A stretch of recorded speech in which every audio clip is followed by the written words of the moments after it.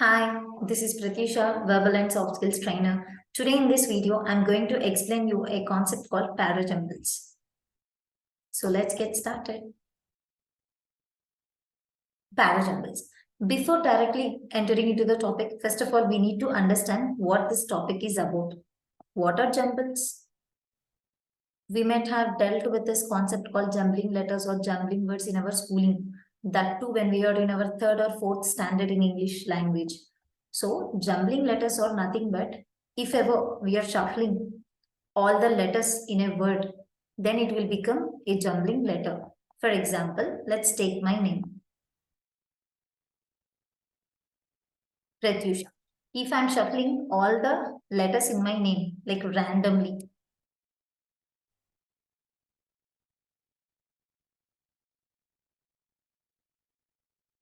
now, this is what we call jumbling letters. But we are not kids anymore to deal with letters and words. So that is the reason a paragraph will be jumbled. Means what happens in that particular topic? In a paragraph, let's just say that we have 6 or 7 sentences. All the sentences will be shuffled. And we need to rearrange them in order to get the correct paragraph as our answer. Now, what we need to do is we need to just figure out the sequence of the correct arrangement of sentences. That is the concept of parajumbles. And this concept is again called as sentence rearrangement also. Both are similar. Now, we have two types of jumbles when we deal with this parajumbles concept. One is moving jumbles and the second one is anchor jumbles. What is the difference between this moving jumbles and anchor jumbles? It is very simple. Now let's take my name again, Pratyusha. If I shuffle all the letters in my name, then it will become the perfect example for moving jumbles because all the letters in my name have moved. Okay. Now, what is an example for what does it mean by anchor jumbles? Anchor jumbles means now let's take the same example. Pratyusha, the first letter is P and the last letter is A. Now I'll put this P and A in the fixated position and whatever the letters I have between this P and A, I'll be shuffling those. What we need to do is we need to just rearrange those whatever we have in the first and the last statements. So similarly, when it comes to paragraphs, in a paragraph, let's just say that we have 6 or 7 sentences. Either the first and the last sentences sometimes or sometimes just the first sentence will be constant. Now, whatever the sentences we have next, we need to rearrange them. So it's like we already have a clue. So there is no need of us to identify the opening statement in anchor jumbles. That is the advantage of dealing with anchor jumbles. Now, all the options given to us will be in sequential format. And what do we need to do is we need to always identify the correct sequence. I know it might sound very difficult, but it is very easy when we know how to solve it. So there are some strategies that we need to follow whenever we actually solve or try to solve the questions in this particular topic. First of all, the first strategy is we should always find the opening statement. So if we can identify the correct opening statement, it means that we have actually solved 50% of the question correctly. So now how to identify the opening statement? Most of the opening statements contain subjects in it. Now, what are subjects? Subjects are nothing but 99% of the cases, either it will be nouns or pronouns. So, what is our first duty? We need to identify the opening statement. But in anchor jumbles, we don't need to do it. Why? Because the opening statement will always be given. So, whenever we try to identify the opening statement, we just need to figure out the subject. Next, identifying the logical pairs to eliminate options. It is nothing but option verification. Going through the options and eliminating the wrong options which are not making sense. That's it. Asking WH questions. So we will understand all these strategies clearly when we actually start solving the questions. Now, next rule, pronoun and antecedent agreement. Again, I'll talk about this rule also when I am solving the work question to you. Next, article A2 and transformation. This is very easy. I can clearly explain it with one simple example. Now let's just say 2 sentences. Let's take 2 sentences for an instance. For example, there is a boy in our class who is very naughty. One day, the boy broke his leg. So I'll repeat the sentences. There is a boy in my class who is very naughty. One day, the boy broke his leg. So I have said 2 sentences. In these 2 sentences, I have repeated the term boy twice. However, I'm not referring to two different boys. I'm referring to the same boy. How can we identify that I'm referring to the same boy? Because of the article transformation, a to the. When I said in the first sentence, what did I use? There is a boy in my class who is very naughty. There is a boy. If you listen to it carefully, I said, there is a boy. Now, in the next sentence, I said, one day the boy broke his leg. Now, if you see, I have used the term the boy. A boy converted as the boy. This is how you will understand actually the term boy, both the boys is referring to the same person. However, we have used this noun two times in a sentence. However, both are referring to the same person. So whenever you convert article a to the or article and to the, we should remember these both sentences will come side by side. We should not include any other sentence in between these two. Now, article noun to pronoun replacement. Next rule is noun to pronoun replacement. This is very easy. And there is a person named Ambani who is very rich. One day, he started a company named Reliance. So one day he started. So the term he is representing whom? Ambani. So whenever you replace a noun with a pronoun, these both should again come in a sequence and again these both should come side by side. What is cause and effect? Now let's talk about cause and effect. Smoking causes cancer. This is a common warning or a disclaimer that we watch before like movies or previews or wherever it is. So cause and effect. Smoking causes cancer. In this sentence, what is the cause for cancer? Smoking is the cause. Now, if you smoke, what do you get as a result? The effect is cancer, right? So it is like input and output. If you give the input, as a result, you get an output, right? So whenever you talk about an input and an output, these both should again come side by side. What is idea elaboration? Let's just say that I am talking about my biography or I am talking about my daily routine. So what I have started and like how my day starts and how my day ends. So in between the starting and the ending of my day, I'm talking about series of actions. Okay. Now, whenever you use this idea elaboration, the subject should not be deviated. It should be the same. Now let's see all these strategies. Let's try to implement all these strategies on one particular example so that we can understand it better.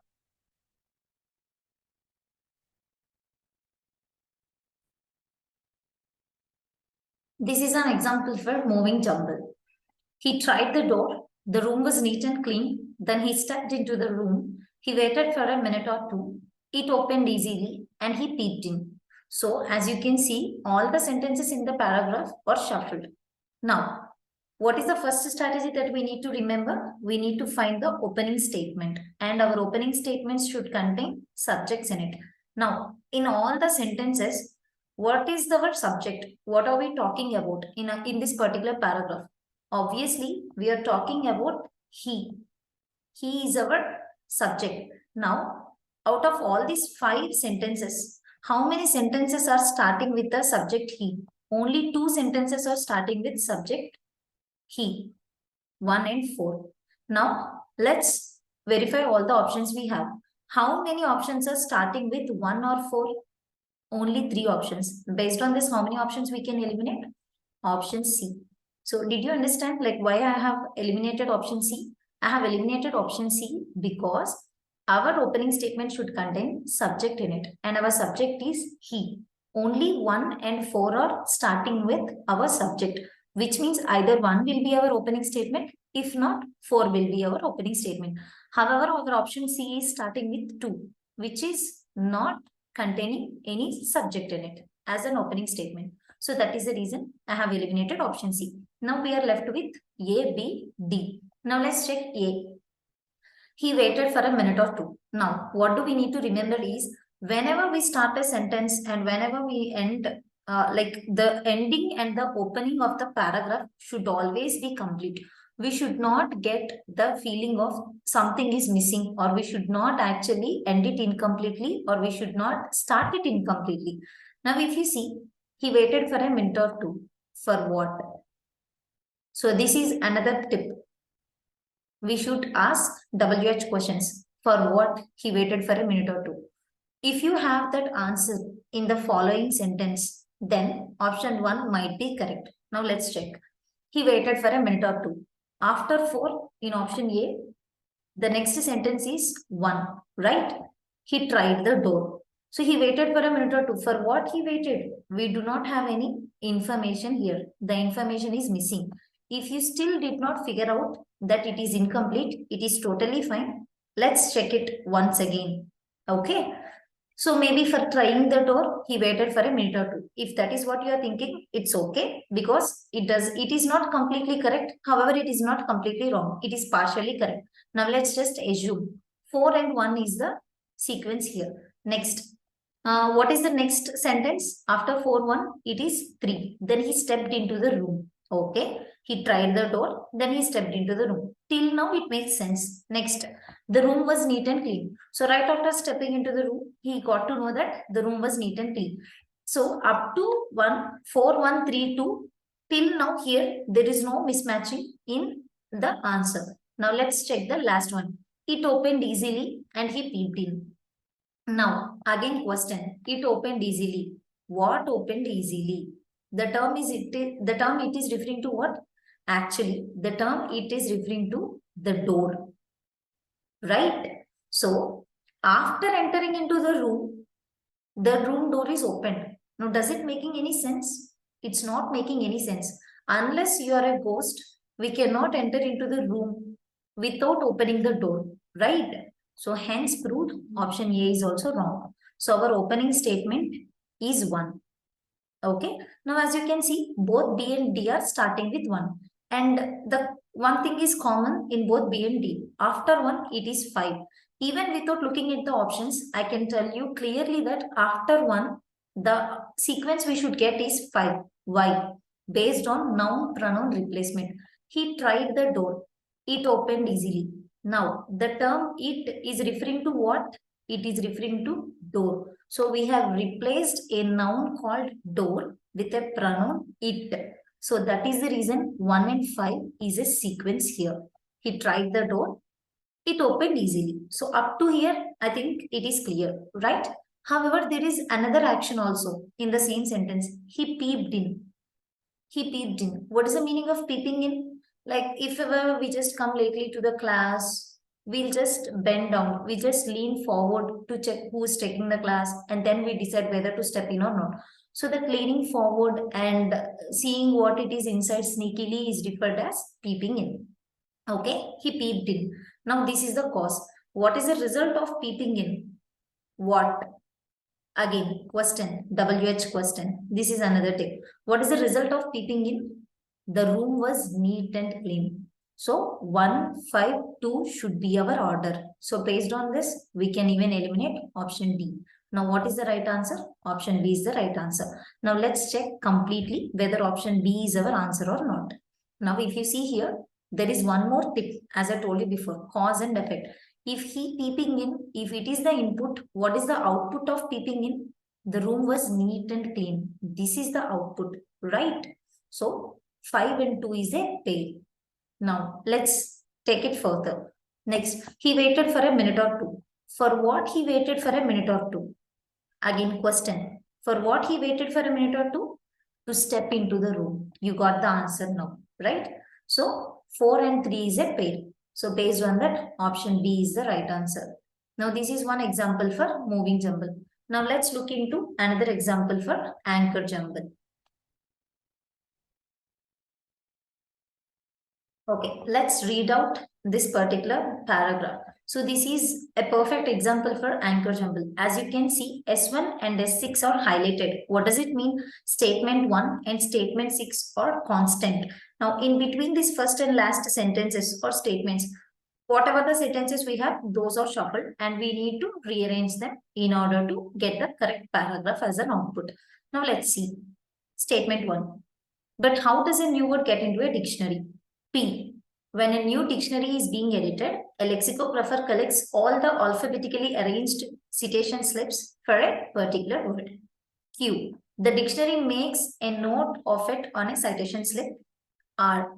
The moment a new word is coined, it usually enters the spoken language.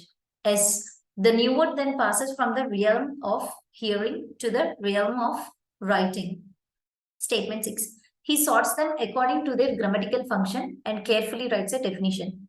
I know when you read this, it actually makes us very confused and all. So, in order to avoid this confusion, there is only one thing we need to do. We need to follow the tips. So, whenever we deal with this parajumbles, remember, we are not actually reading it twice and thrice in order to get the correct paragraph. What we need to do is we need to identify the verbal clues, evidences that are given in that particular paragraph. Identifying the clues is the one and only short way to solve this particular concept. Now, how to identify those verbal clues? I'll tell you now. How does a new word get into a dictionary?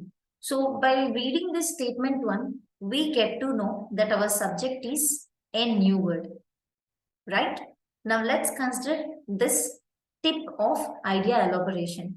So, P, Q, or S. If you look at here, in R, you're talking about a new word. And in Q, you're talking about dictionary. And again in P, you're talking about a new dictionary. And in S, again, you're talking about the word, right? So, what are we talking about according to according to the tip of idea elaboration? We are talking about a new word. A new word is our subject, right? So, right after this statement one, we need to again talk about the process how a new word should get coined in a dictionary, right? So that is the reason R is our second statement. Now, how? I'll tell you. A new word. So based on the idea elaboration, here again we are talking about a new word. Without even reading the next sentence, I can directly say after R, it is S. R and S should be a pair. Why? Because a new word is converted as the word. Article A to the transformation. So, based on article A to the transformation, R and S should come side by side. Now, without even reading it twice or thrice, I'll make you to identify the answer just in 15 seconds. Based on what? So, just by reading at this statement 1, we got to know our subject is a new word. But in statement 6, what is our subject? He is our subject. So if you observe it clearly, we are tending, like we have changed our subject from a new word to a person, he. Now, just question, who is this he? The term he is referring to whom? Exactly. If I'm not wrong, the term he is referring to a lexicographer. So based on noun pronoun replacement, we should understand statement 4 should be P. Now, how many options are ending with P? Only one option is ending with P, and that option is nothing but option D. So, based on that, option D is our right answer. So, within 15 seconds, we can actually identify the answer. Now, let's check whether option D is our right answer or not. And as I told you before, based on idea elaboration, we should understand statement 2 is R because a new word, again we are talking about a new word. Now, right after R, it is S. Our statement 3 is S. Why? Because a new word is converted as the word, right? So that is the reason R, S, P. Now what is left out? Q, obviously. We'll put that Q here, whichever the position is left out. So based on this, the correct sequential order is R, S, Q, P. And I hope this is clear enough. And thank you.